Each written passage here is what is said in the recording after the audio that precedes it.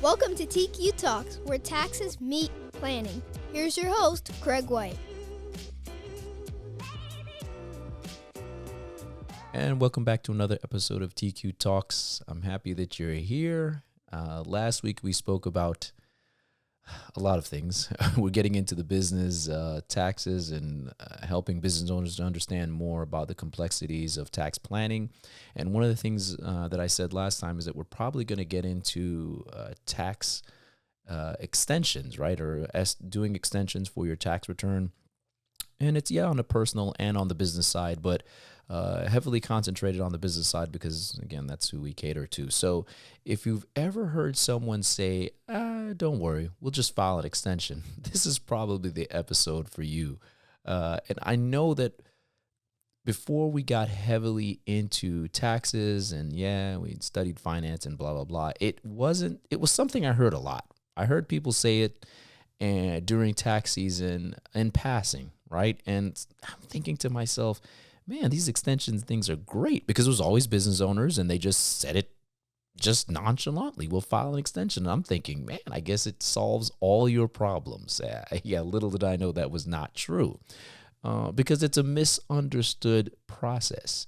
And it can just be a lie. At the end of the day, when you're not told what things mean and you're taking them for face value, it ends up becoming a complication, usually leads to a problem because there's more involved than just, hey, I'm going to file an extension. So let's start with the biggest misunderstanding of that statement. An extension is an extension of time to file. Just time to file. It's not an extension of time to pay. And I think that is the biggest problem that surrounds most of us. We hear the word extension and it's like, all right, well, I got time for this. I got time for that. I got time. No. It's literally just telling the IRS, hey, I need more time to get things together. That's it. If you're filing the extension or when you submit that, you're asking for the IRS for more time to submit your paperwork. You're saying, hey, I need more time to finalize my numbers. I need more time to gather my documents, to review things carefully. I just don't. Listen, it's a rush for me right now, right? And again, extensions come in different times. On the personal side, your taxes are due April 15th. On the business side, depending on type of business and structure, it's due March 15th, right? So a month earlier. So the thought that the corporation, which has way more complexity, is due before the personal taxes, which is usually a lot simpler, is already crazy to me.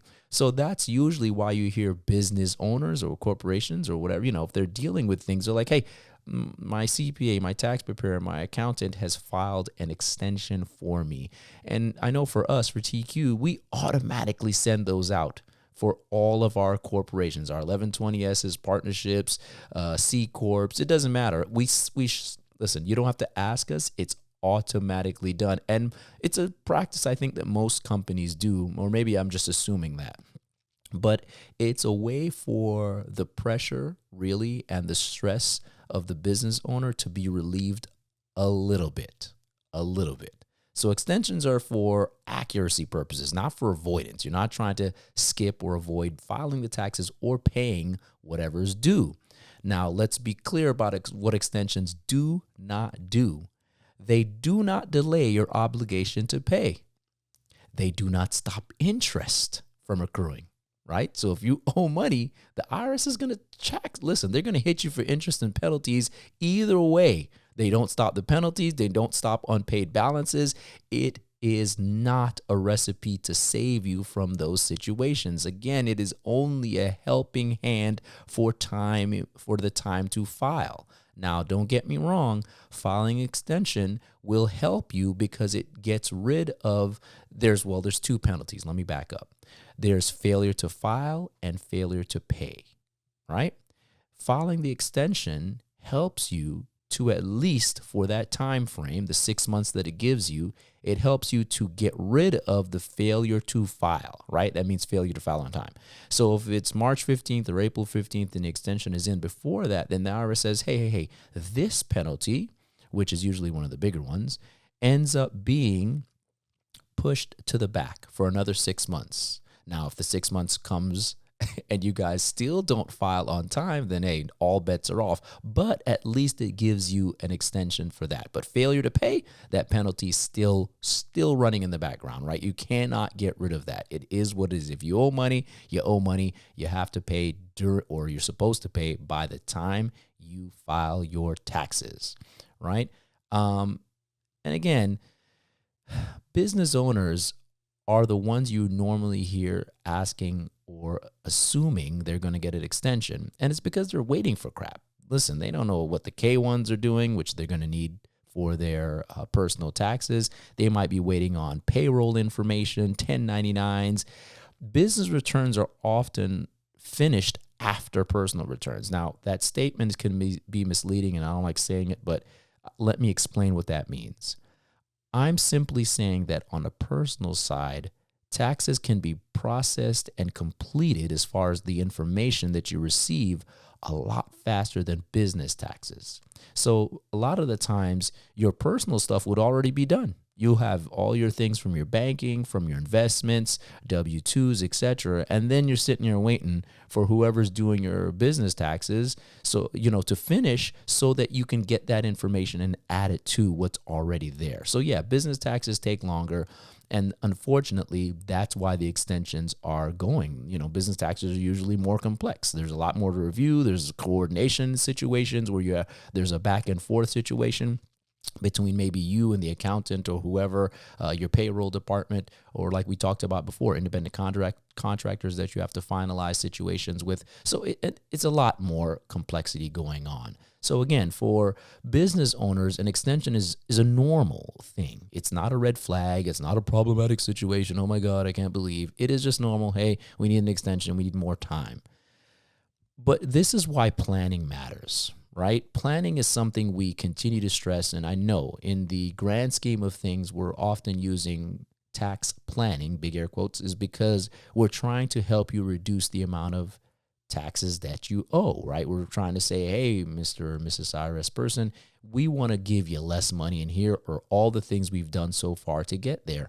But this is part of it, right? There's two different type of payments that people lump together. And there's the estimated payments, right, which are done typically throughout the year. So, making up numbers, you owe $20K for the year, and then in last year. And so throughout the year, assuming that you're going to owe the exact same thing, you're paying $5K a quarter to try to make sure that when you file your taxes this year, you help to offset that. Hey, either you owe nothing or you owe a little bit less, right? It mitigates the amount that you owe, or hey, you might end up getting some money back because things have shifted and you end up being in a better position.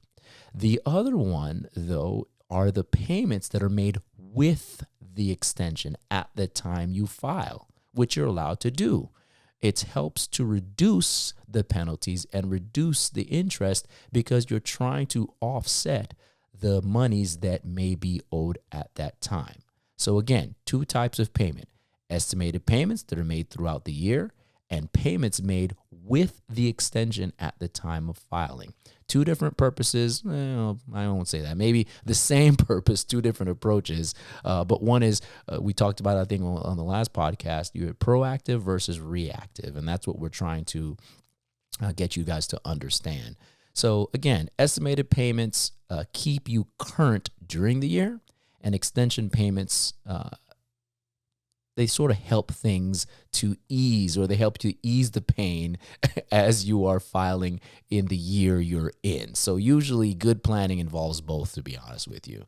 And again, that's why you talk to your tax professional in order to make sure that you have all these things together. And again, we don't want you to assume that extensions mean no payments, because that's not true. We don't want you to wait till the last moment, because that's not something that you want to do. It puts you in a bad position. We also don't want you to think that extensions automatically equal procrastination, because that's not true. Extensions are there for a reason. They're offered by the IRS in order to give you the time to finish and to get things organized. And life might just be happening that year. It might not be planning. It might not be, oh, we don't have anything together. It might be a death in the family, right? It might be, hey, I'm not in town, or I've lost something, whatever it may be.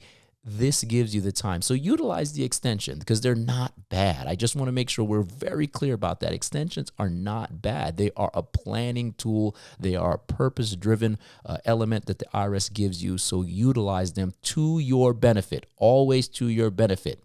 So again, they allow you to be better coordinated. They allow you to have more time to have accurate reporting.